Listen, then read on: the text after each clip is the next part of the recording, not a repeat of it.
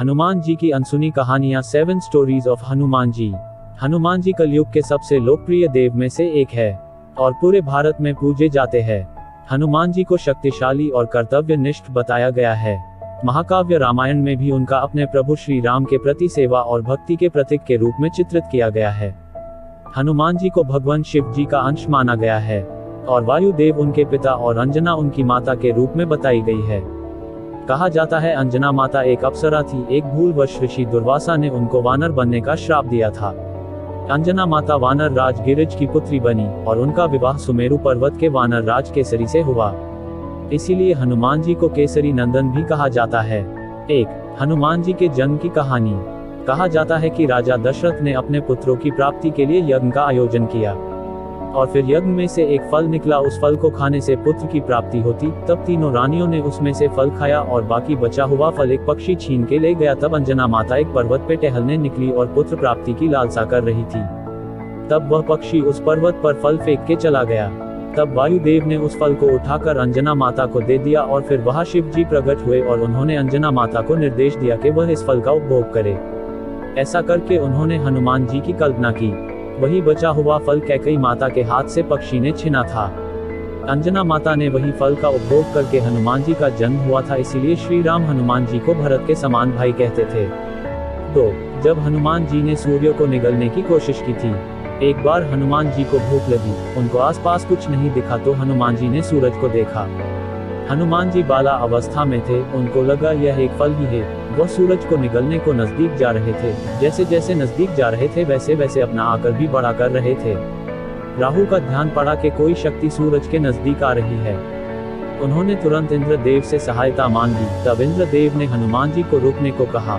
हनुमान जी कहाँ मानने वाले थे। तब इंद्र ने वज्र से हनुमान जी पर प्रहार कर दिया। हनुमान जी मूर्छित होकर नीचे गिर गए। ये बात हनुमान जी के पिता पवन देव को पता चली। पवन देव क्रोधित हो उठे। उन्होंने सृष्टि के वायु चक्र की गति को बंद दिया। अचानक से हवा रुक गई और जीवों का दम घुटने लगा। देवताओं को चिंता हुई कि इस प्रकार वायु के थम जाने से तीनों लोकों की गति रुक जाएगी। 3. हनुमान जी की शक्तियां। संकट के समाधान के लिए सारे देवता जाकर पवन देव से इंद्र की किए की क्षमा मांगने लगे। उनको शांत करने के लिए सभी देवताओं ने अपनी अपनी शक्तियां और वरदान देने लगे। जैसे ब्रह्मा ने अमरता का वरदान दिया और कहा वे अपनी इच्छा से अपनी उपस्थिति बदल सकेंगे। सूर्यदेव ने कहा कि वह अपनी ऊर्जा और चमक का एक हिस्सा देंगे और जब चाहे उन्हें वेद का ज्ञान भी सिखाएंगे। वरुण ने कहा कि वह लंबी उम्र के बावजूद वह पानी के प्रभाव से अप्रभावित रहेंगे। यम देवता ने कहा कि उन्हें कभी यमयातना से डरना नहीं पड़ेगा। विश्वकर्मा ने उन्हें वरदान दिया कि उनके द्वारा बनाए गए किसी भी शस्त्र से उन्हें कभी कोई आहत नहीं होगी। कुबेर ने उनकी गदा प्रदान की और युद्ध में विजय बने रहने का आशीर्वाद दिया। इस प्रकार देवताओं द्वारा दी गई शक्तियों से हनुमान जी धन्य धन्य हुए।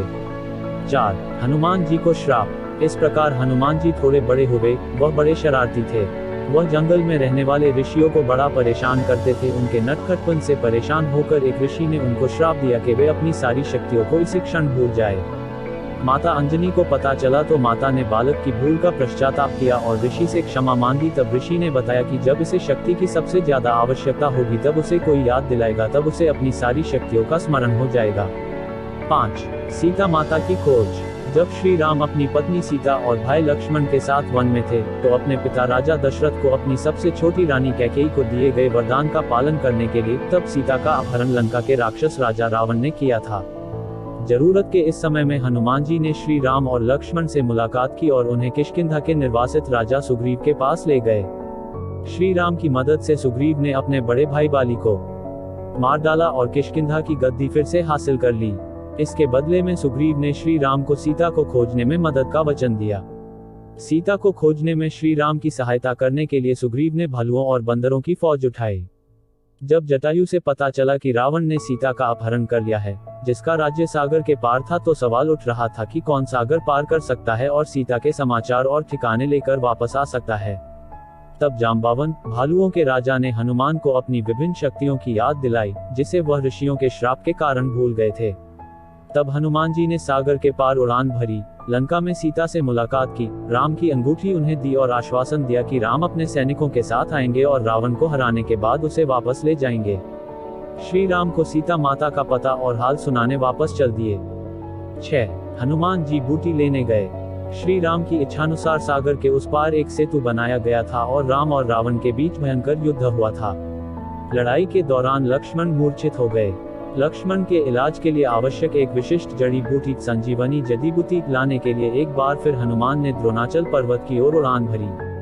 पहाड़ पर पहुंचने पर जब हनुमान जी को विशिष्ट जड़ी बूटी नहीं मिल पाई तो उन्होंने पूरा पर्वत उठा लिया और वापस राम जी के लिए उड़ान भरी। रास्ते में श्री राम जी के भाई भरत को लगा कि कोई आकाश मार्ग से विशालकाय दैत्य जा रहा है, तो उन्होंने हनुमान जी पर बाण का प्रहार किया। लेकिन जब भरत को अपनी गलती का एहसास हुआ तो उन्होंने हनुमान जी से क्षमा मांगी और तुरंत जड़ी बूटी लेकर वापस भेज दिया। जहां हनुमान जी ने लक्ष्मण का सफल इलाज करने वाले वैद्य सुशाइन को जड़ी बूटी पहुंचा दी। 7. हनुमान जी की परीक्षा।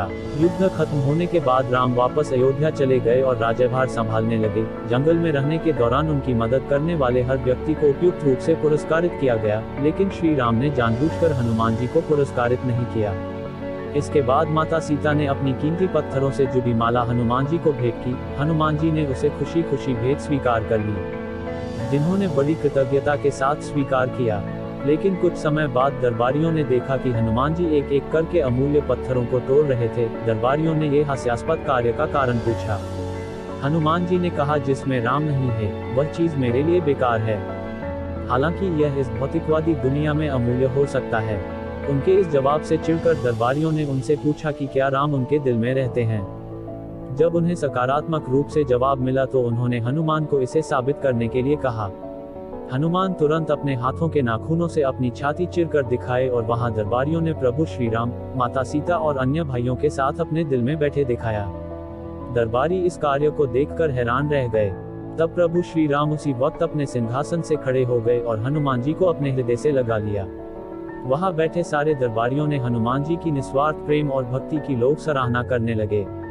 कहा जाता है कि जब तक लोगों के होठों पर राम का नाम रहेगा तब तक हनुमान जी पृथ्वी पर जीवित रहेंगे, और यह भी कहा जाता है कि जहां जहां कलयुग में राम कथा होती है वहां स्वयं हनुमान जी विराजमान रहते हैं। जय बजरंग बली, जय हनुमान, जय